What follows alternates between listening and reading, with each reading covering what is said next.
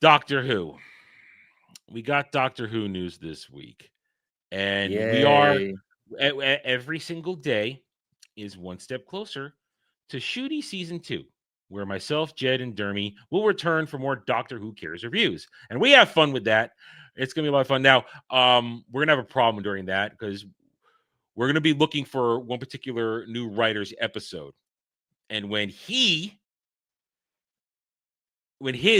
show appears, we're gonna have to worry about Derby during that one. He has said he is going to give no F's about it because he has really been out of shape over this person. And I said, dude, we're simulcasting it. Gotta be good. He's like, Is he gonna jerk off on camera? no, but gamer words might be said. Yeah, if that's the case, we might need to uninvite him. Yeah, I'm gonna keep trying to tell him control yourself for that one because we don't know when that person's episode is gonna be. So, but first we got the first week started with this, and this was not enough. This was enough for maybe a 2 or 3 minute conversation between you and I. Mm-hmm. But now it's a whole segment because first we got this. Jed, walk us through this one. Glorious. So, for those who don't remember, thankfully, the Chris Chibnall era in season 2, I believe it was, of Chris Chibnall's era, was the introduction of the fugitive doctor played by Joe Martin here, the black chick. And it was done very weirdly, and it was eventually revealed that she's a pre-Hartnell doctor before William Hartnell, who up until that point was the first doctor and still is to everyone who actually likes Doctor Who. But she was pre-Hartnell, and it implied that there were dozens, if not hundreds, of pre-Hartnell doctors. And for some reason, she still had a police box TARDIS, which doesn't make sense because he got the police box TARDIS right before the events of Classic Who's beginning. Mhm. It's because he lands in England with a broken TARDIS to take Susan to school because she's interested in human schools because she's a teenager. And now that doesn't make any sense with the reveal that Joe Martin's doctor had a TARDIS. But in a recent interview, I believe it was, Joe Martin's revealed that she was told by Chris Chibnall or the people behind that season back in the day that she was the first doctor now. Not William Hartnell, not just some random pre-Hartnell doctor. She was the first doctor. So she's the one who grew up with the Master apparently as kids. She's the one who joined the spy cult that they revealed in that season as well. She's the timeless child who survived the experiment. I don't know how that even works too. How is she the first doctor? Because the timeless child revealed that she was experimented on a tons of times and forced to regenerate by Tecte-Un. So is she the first doctor who broke free of those experiments? And that doesn't make any sense because in real Doctor Who, I know it's controversial stuff, but the latter half of the Clara stuff where she's under the bed and she grabs the doctor. It's a white boy? It's a white boy. And correct me, all references to the Master, they were referenced as boys together. I mean, this is so disrespectful. Now, of course, we're not surprised. Of course, they're going to disrespect the lore. Of course, they're going to tear it apart because Doctor Who's too white. And of course, it's not going to make sense with their own rules with the timeless children. It doesn't need to make sense. That's the thing with Chris Chibnall era and Russell T Davies' second era. None of it needs to make sense. The message is absolutely the top priority, and everything, plot, characters, writing, everything is a secondary thing, as we'll talk about with the writer in a minute here. But yeah, this doesn't make sense with their own rules, let alone the real Doctor rules. And this is why we say R.I.P. Doctor Who.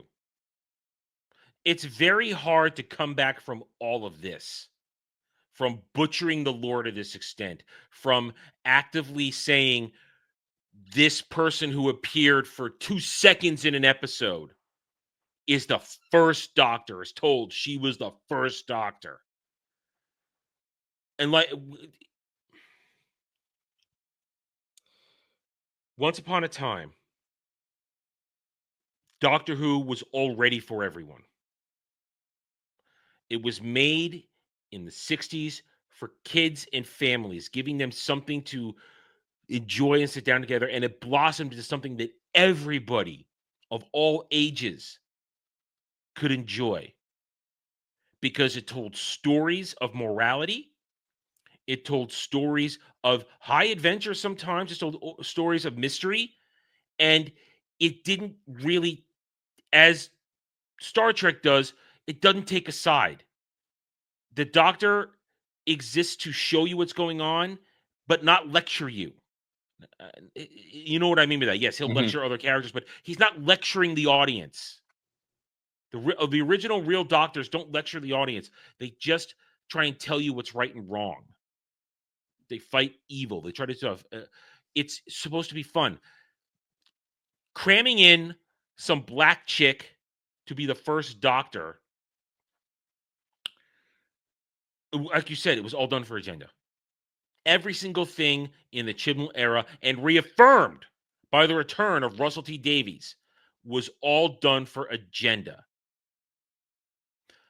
We got out of the Chibnall era and we went right into the new RTD one. And as soon as he cast Ncuti Gatwa, we all went, oh, okay, we know what we're doing here. And for half a second, we thought, well, maybe they're not going to make it gay. And then in 2 seconds on the red carpet at the BAFTAs, oh, it got gay. It got gay real fast. Got gay very quick. I remember I was watching Gary Neurotic break that while he was watching it live. I watched a piece of a man's soul die during that when he was watching RTD and Ncuti give those interviews. I watched a part of a man's soul die that day. Me, I just went, see, I had already given up.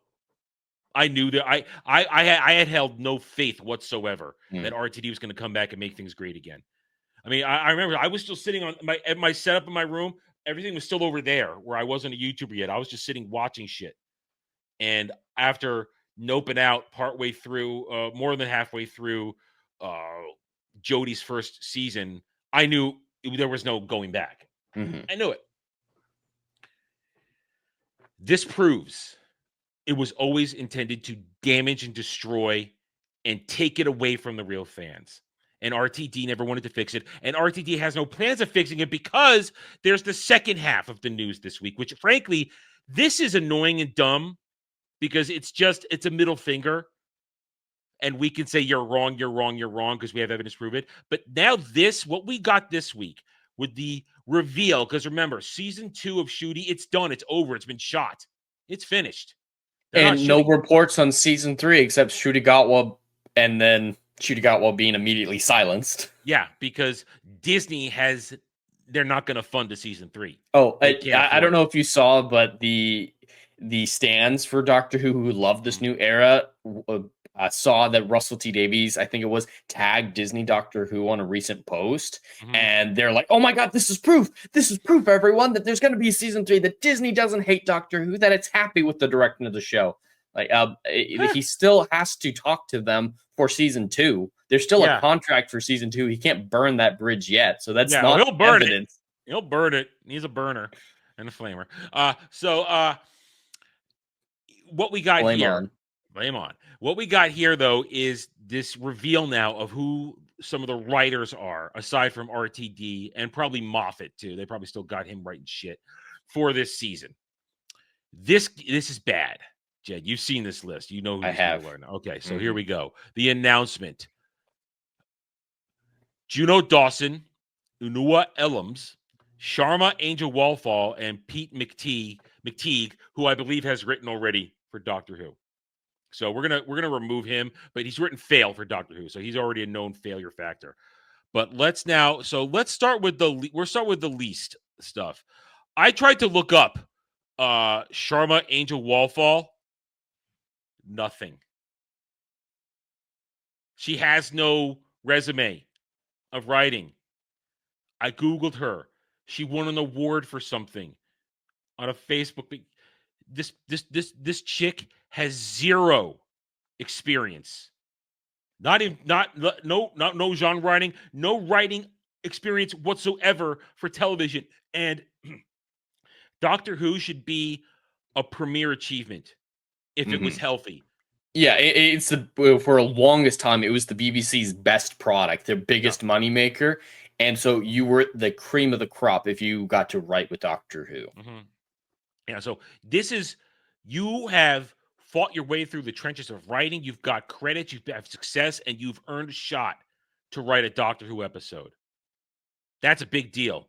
Well, apparently you're just gonna pick any old diverse person up off the street and say, guess what? You get to write for Doctor Who. So all I can say about her is that she's diverse because, as I said, she has nothing to her name.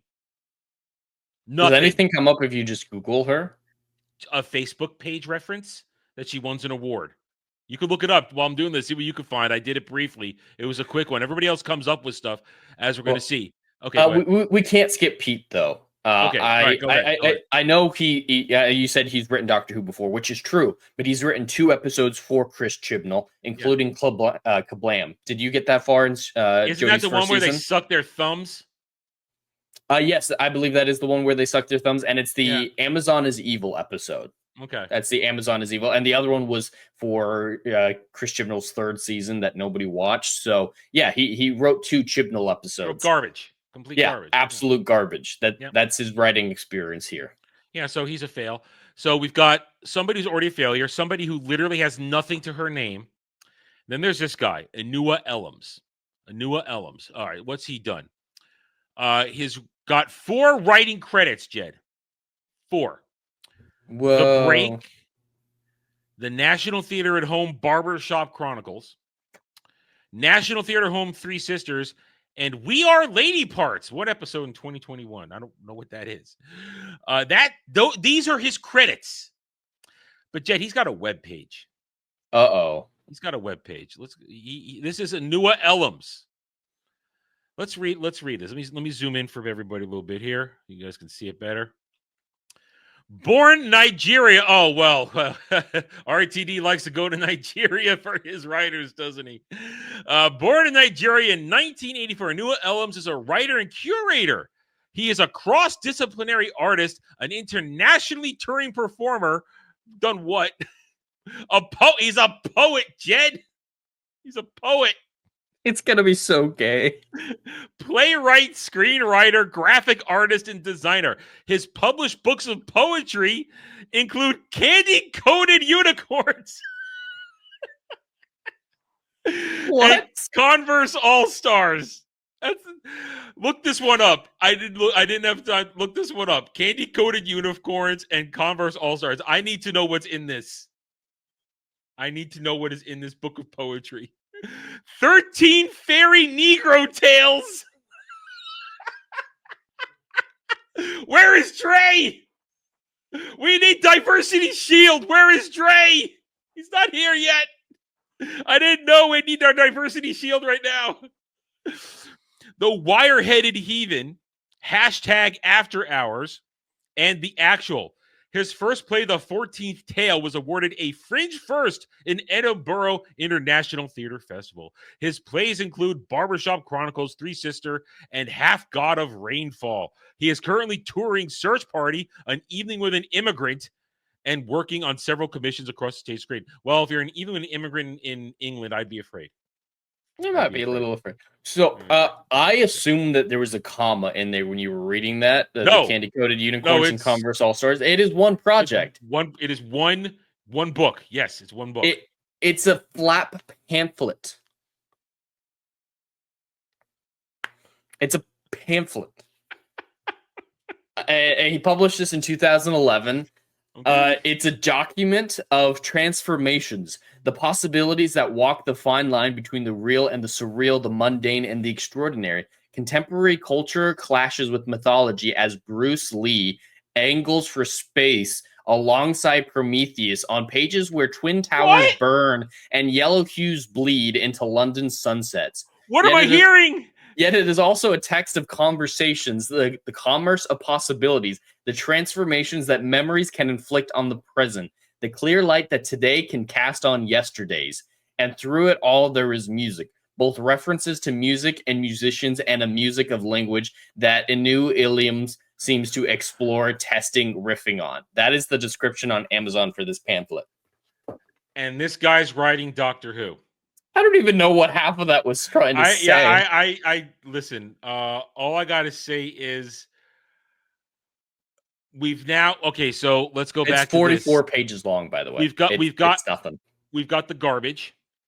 We've got the no credits, and now Oh, we've. and I googled her. Nothing comes up besides her personal Instagram account I told and you. news about her being cast in Doctor I Who told you. or getting a job with Doctor So Who. you've got the trash that we know. You've got someone who has zero credit, zero experience, and now we've got the clown. This guy's a clown, and I wouldn't be surprised if there's some black activism in there somewhere. I wouldn't be There's got to surprised. be. There's got to be. Poetry page, stage curation. I mean, this is his actual page talking about his stuff, what he does. Point is, this guy he's a joke. This guy's a joke. Okay. But he's not the I kind of worst. want to read his book now just to see how bad it is. His Oh, it's 44-page pamphlet. you could read it in a minute. God, I could do 44 pages in less than half an hour. And do an audiobook, read it aloud to the chat. I think they hate you for that. I might not be able to. There might be too many Dre words. Oh, hey now. So we've got, as I said, we got the garbage, the nobody, and we've got the clown. This guy's a clown. He's a clown. We've just looked at what he does. But he's not the worst of it. You would think that would be the worst of it. No. We now go to Juno Dawson.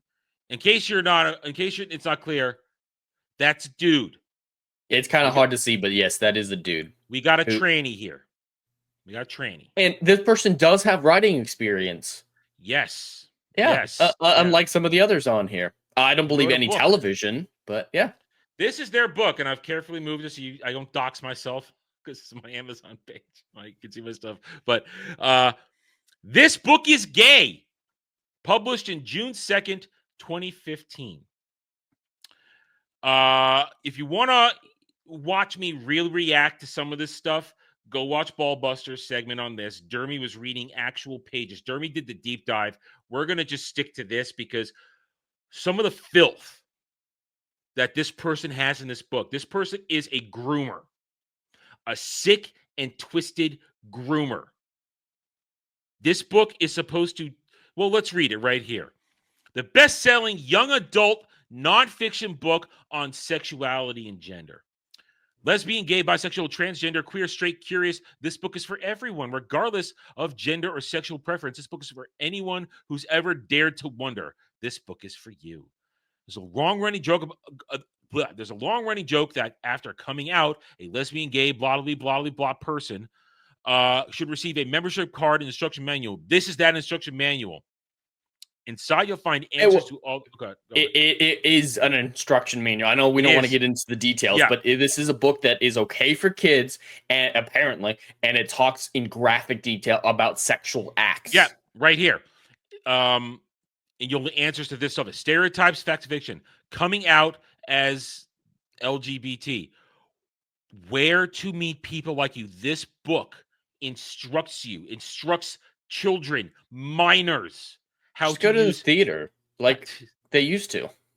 It instructs them how to use sexual dating apps, how to get in touch with older men and women, grooming, the ins and outs of gay sex. Jed, there's very descriptive things on this book. Dermy showed it. Let's just say the word scat is mentioned. This is terrible. This book is for anyone with pressures, parents of gay kids and other LGBT youth. So this is the calling card of Juno Dawson.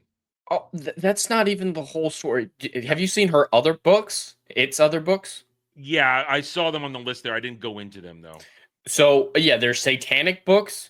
There are What's the Tea, basically the same type of thing, a guide to being trans and non-binary. Okay. There is a Doctor Who book, Doctor Who, The Good Doctor, about Jodie Whittaker's doctor. And there is a children's picture book targeted at like toddlers about. It's called Oh. "You Need to Chill." It's how to accept your trans friend. It's for ages 4 through 8. Yeah, because 4 through 8, I'm really curious about my trans friends, which, didn't exist. I had boyfriends and I had friends who were girls, and everybody was boys and girls. There was no confusion. Definitely was confusion when the girls started saying, "Hey, let's all compare what we got," and show me also yours. That little kids do. That happened back in the day. It's always like, "Oh, everybody's curious. Let's see." There is something wrong that Russell T Davies is hiring this person. Now, there's also some video out there of this Juno Dawson trainee. I don't know if you've seen, but Juno's been fighting with people on social media, calling I them transphobes I for wouldn't not be one. surprised. I Mhm. wouldn't be surprised if Dermy's trying to get in on that right now.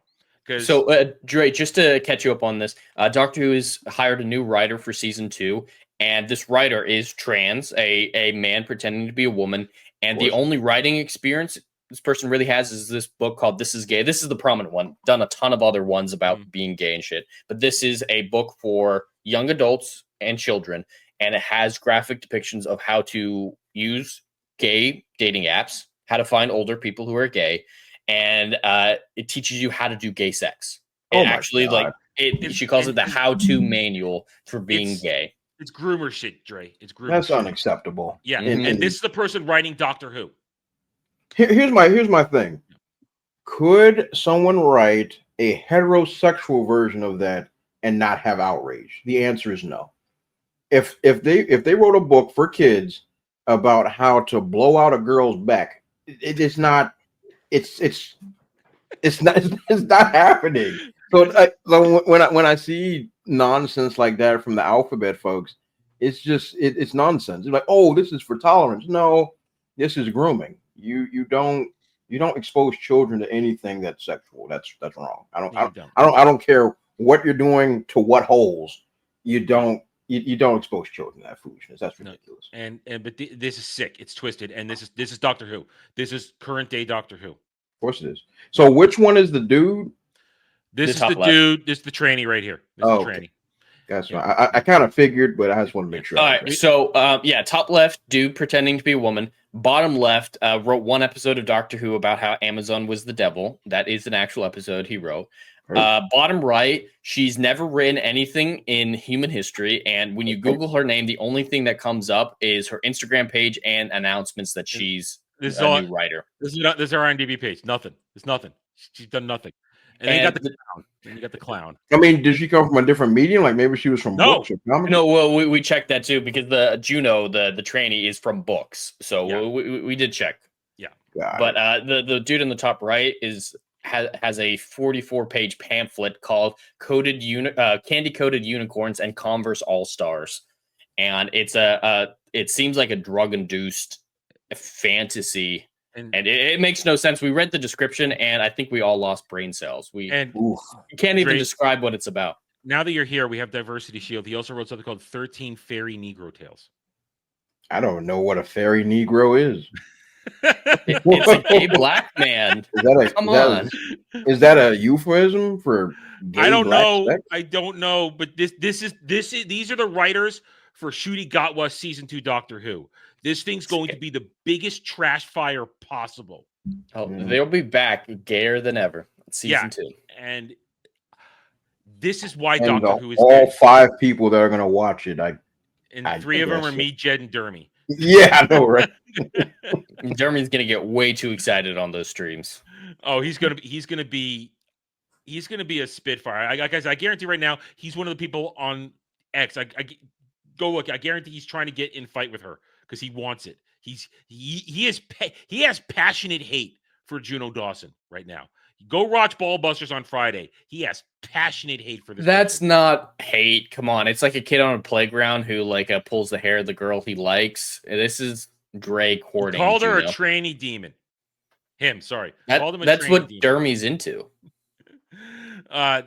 This is all fucked up. So Doctor Who is done, and we will be there to cover its demise, because once Shooty does his final Christmas episode, it's over.